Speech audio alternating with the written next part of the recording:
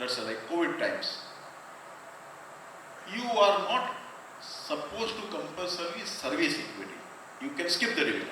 And obviously the equity is not repayable. That's also advantage unlike debt.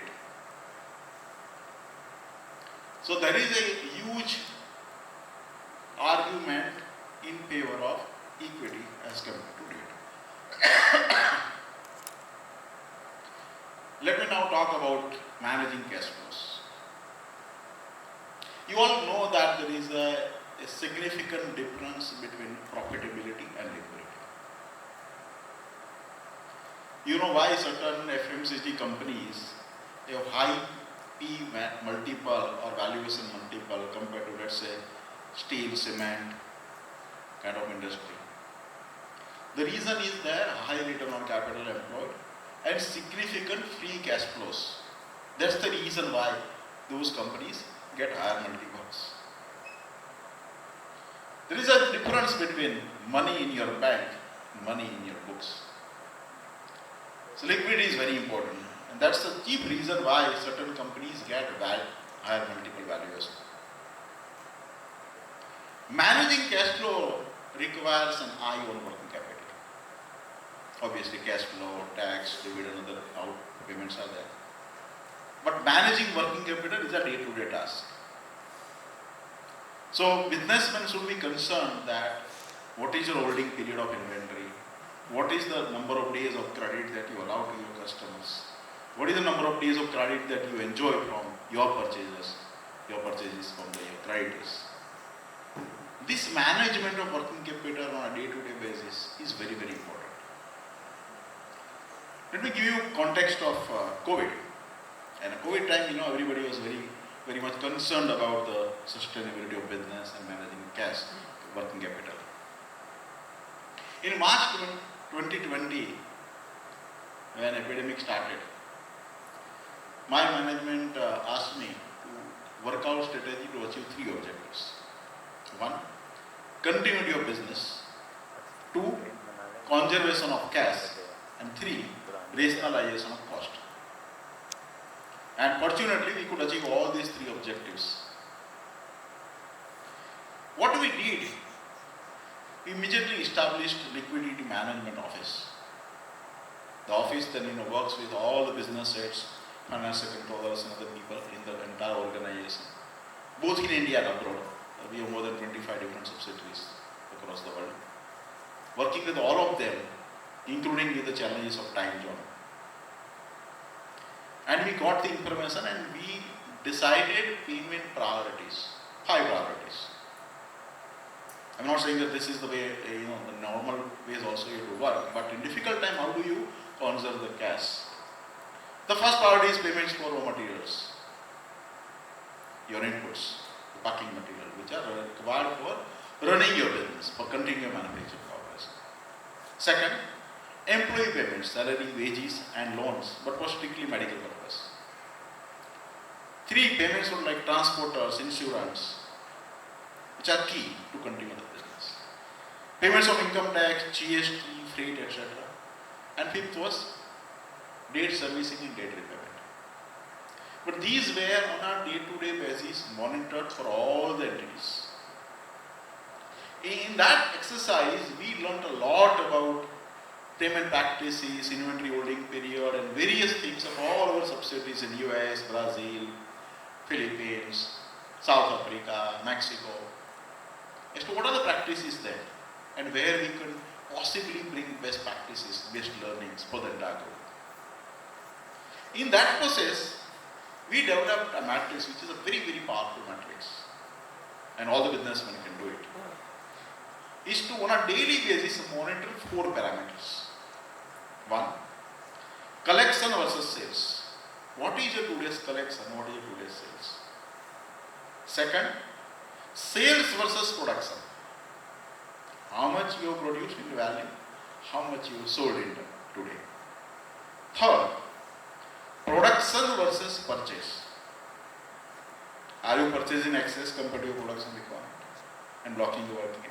And 4th, purchases versus payments. If you can master these 4 parameters and monitor on daily basis, I think you have complete control over your working capital. And obviously we run all kinds of scenarios, optimistic scenario, pessimistic scenario, what will happen, what will not happen, how deep-rooted COVID would be, how long it will continue. We run various kind of scenarios. The net result of this was that from April 2020 to December 2020, we could repay our debt by 2,100 crore in 9 months period. That's the power of managing working capital. We talked about two trade-offs. One, debt versus equity, profitability versus cash flow. But as a businessman, you would have many more trade-offs, and you need to decide your priority, your choice, based on overall organization objectives and risk-return payoffs. Some of them, other trade-offs which I would like to mention, risk versus return.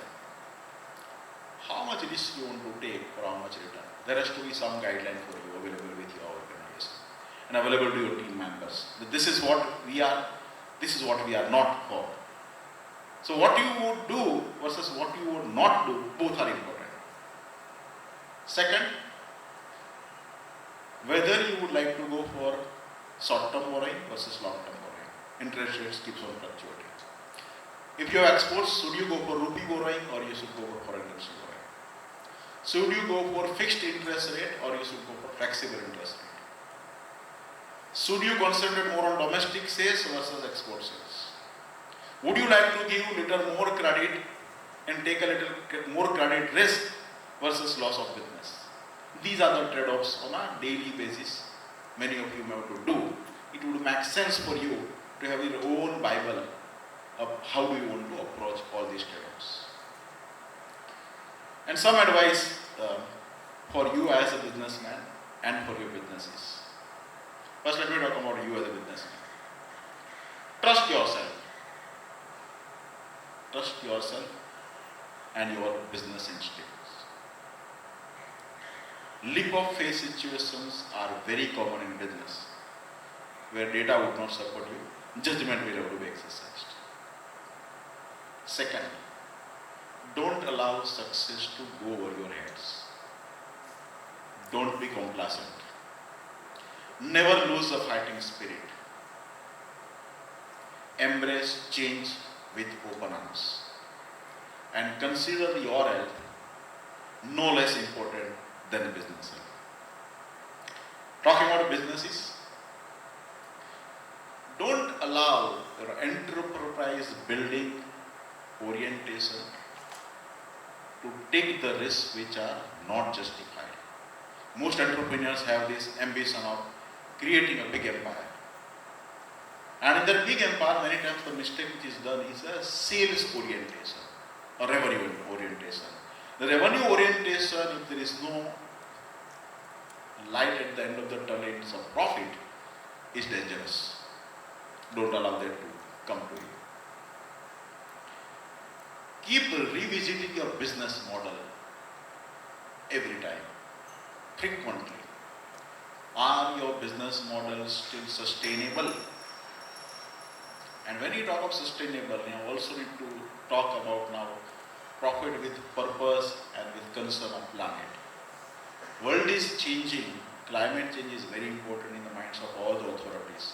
Some of the businesses, if you are engaged in, have a problem or concern with the planet, you should believe that more restrictions are bound to come and some of the businesses would not be allowed. So revisit your business model. Keep track with the technology, how it's happening. Go for simplification, automation, very, very required. In Zydus, most of the routine tasks are done by workflows or RPAs. Many people think that this automation is all buzzwords. Only for large companies they work. No. Smaller companies also they can work. Question is, how do you want to take technology, not allowing you to be master, but as a servant? If you can make it work for you, you will be able to reap the benefits of that. At the last, all the best wishes to you, and thank you for your patient listening. Thank you.